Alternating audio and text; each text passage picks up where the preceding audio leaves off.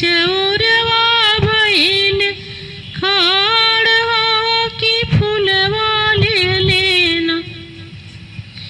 एक तमारा मजन मड़वरिया की बिटवा चुनरिया ले लेना। मैया के चौरवा भइल खाड़ हो चुनरिया ले लेना। एक तमारा मजान सनरा की बिटवा हो कि टिकवा ले लेना।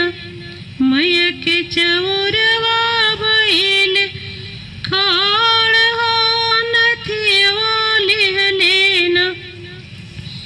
मैया के चौरवा भइल खाड़ हो कि हरवा ले लेना।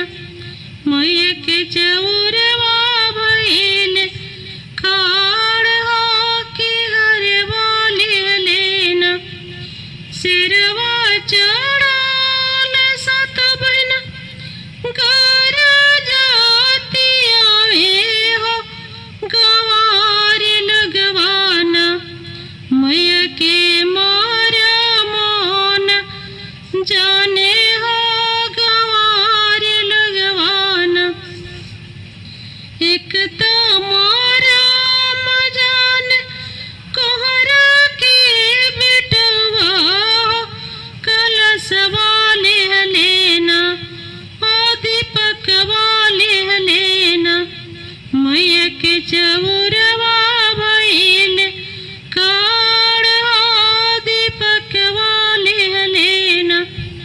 एक तमारा मजान पसरिया की बिटवा हो सिनरवा ले लेना। अगरबत्तिया ले लेना। ओ कपूरवा ले लेना।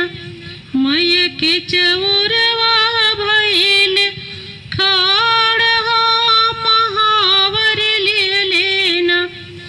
मैया के चौरवा भइल खाड़ हो महावर ले लेना। एक तमारा मजान एक तमारा